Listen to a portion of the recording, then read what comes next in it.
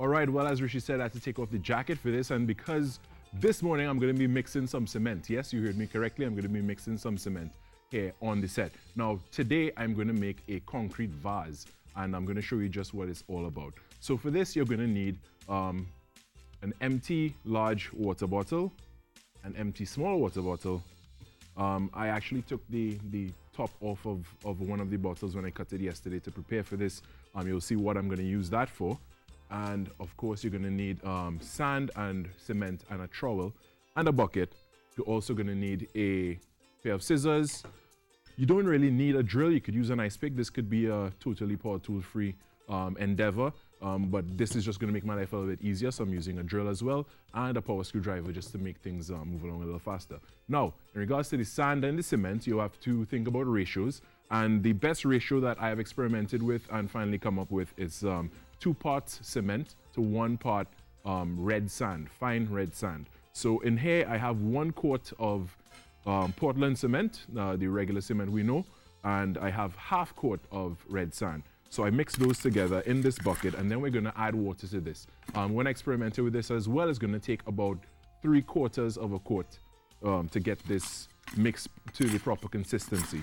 So I'm mixing my dry ingredients. You know, for those of you at home who do baking, when you're making bread and you're making cakes and things like that, banana bread even, you mix your dry ingredients together. So if we look over here, you can see that I'm mixing that red sand and cement, and at the end of it, you're supposed to have a completely gray, dry mixture. Now, if you put too much red sand, it would make your combination too weak and it would not bind together well. It would also give it an off color. So ensure that you use this ratio of 1 part red sand to 2 parts cement. Now that my dry ingredients are mixed, I'm going to add a little bit of water to this. As I said, measured yesterday, it took about 3/4 of a liter. This is a 1.5 liter bottle. So I'm just going to add it in parts because you can always add, but you can't take out. So I have it there. What I'm going to do here is mix now. And what you really want to do is ensure that you have a mixture that, yes, is wet and something you could work with, but you want to put as little water as possible because the more water you put, it makes your mixture weak.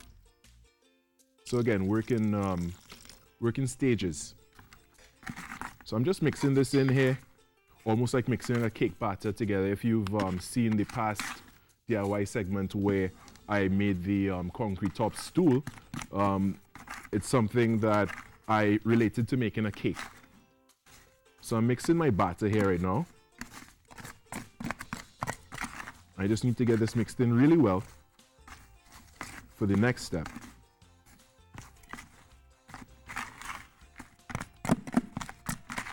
Work a little bit faster.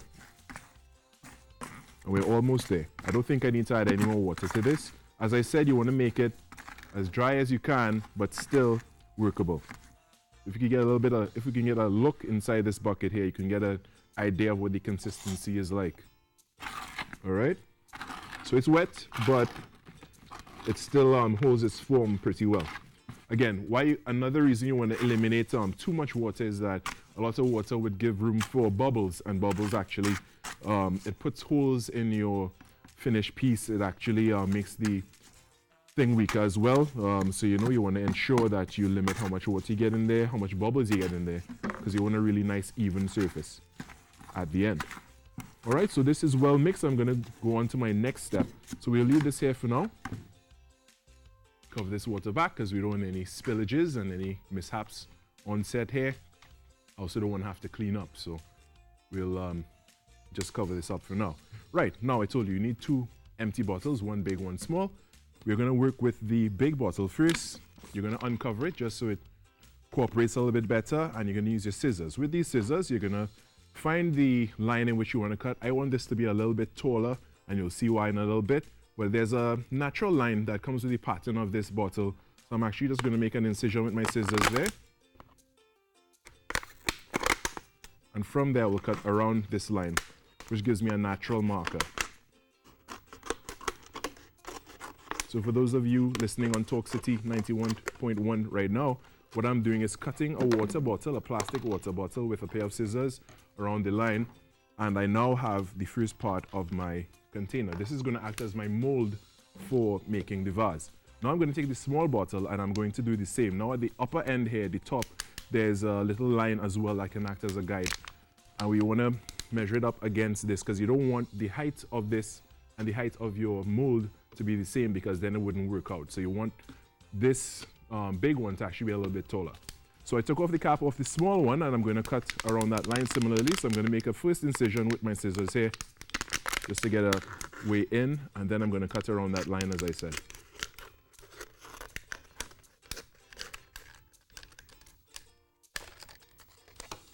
Alright, now that that is off, you could keep these two parts for another project, or if you want to try something else, we'll put it aside for now.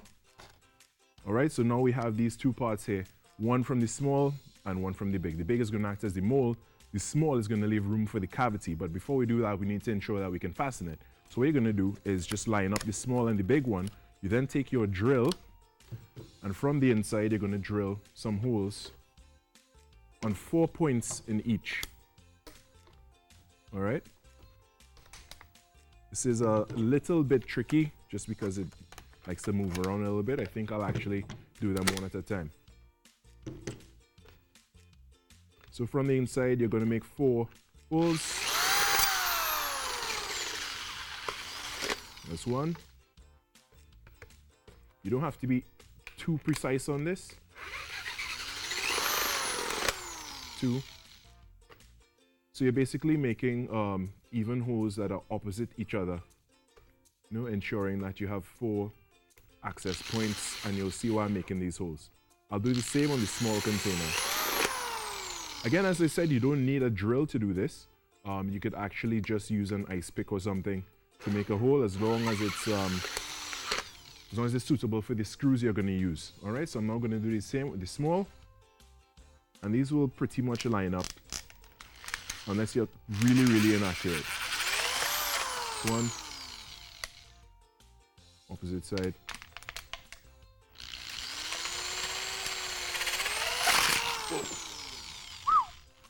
All right, so we have a little bit of a mishap here. That's okay. Again, this is just going to act as your cavity for it, and we are soon running out of time. So here, what we're going to do. Now, I told you, you need to drill 4 in this and 4 in that. So what you need to do is, with this, you're going to balance and put your screws on the inside, similarly to what we have over here. So this is my almost finished piece. I hope it unmolds nicely.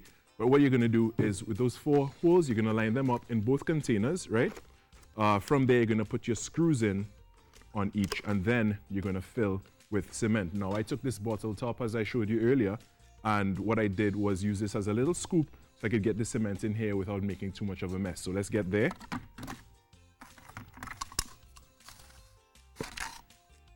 And work over your bucket so you could, again, work as neatly as possible without the risk of making too much of a mess.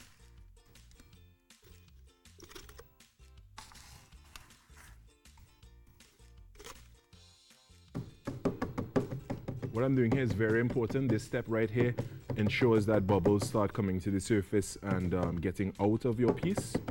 I'm also settling it on the bottom so that when I put in my mold for the cavity, it would stay in one place.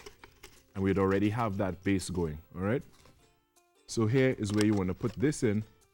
You can then put in your screws. This will keep it in place, and you will fill around. You will then take your little container here, your scoop that you made with the top of the bottle, and put it around this to fill it up here and make so you'll have your cavity and you will have the body of your vase. So now for the moment of truth. I prepared this yesterday beforehand so you can see what the finished product looks like. So I'm going to take my drill here and take these screws out.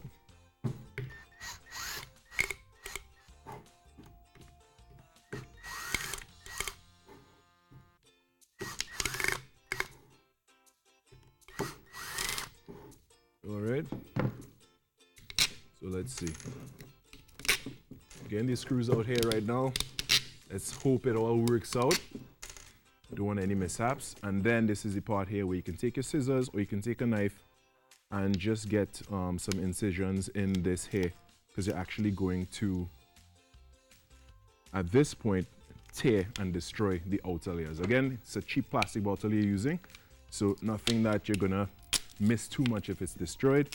And we're gonna unmold this here, and so far it's holding up, which is good news for me. We don't want any more mishaps this morning. And again, I'm doing this over the bucket just to minimize the mess. And so far it's unmolding well. Again, this is not completely set, but it is set enough that it would keep its form as I take this off. All right, I'll go from another point here to get this off. A little bit of a strenuous process, honestly. Woo. And as I said, it wasn't set. So we have a little bit of a DIY, okay. a little bit of a do it yourself mess this morning. That is the problem when you are too strong for your own good, right? If somebody like me was doing that, right, I would have held it together because I am not that strong. No, again, but I get where you were going with it, and it really looks like it's going to be a fantastic product. So I have to do a redo of this, and I will probably have to bring it in next week so they can see what the finished products look like without being smashed into smithereens. That is absolutely fine. I mean, you know, things like, and you know, you can make this into like a family thing. Yeah, you can make it a family thing, and you know, you can like decorate your own garden with it and then paint it and do designs on it. And now rustic is the style, and you know, people use things like this inside their house. You know, so even on like a display shelf at home. And a couple of weeks ago, I made a display shelf. Yeah. You could put a piece like this, a finished piece that is not destroyed. on because you're too strong? No, well, it actually didn't set 100% yet, and putting too much force there at this point in time. Exactly, it because just, you're too strong. Smashed everything. I had a feeling, just before it happened, I had a feeling it might have happened. Really? And, because, Murphy you know, I want to get that moment. I'm going to ask one of those guys to cut that moment and show how we just held it like this and squeezed, and the entire concrete just you well strong, my help, mate. We're gonna paint you green. Yeah, right. Maybe next time we'll have some green mud happening. So this DIY disaster is sponsored by TNC Home Improvement and of course Rustic Works Furniture Company.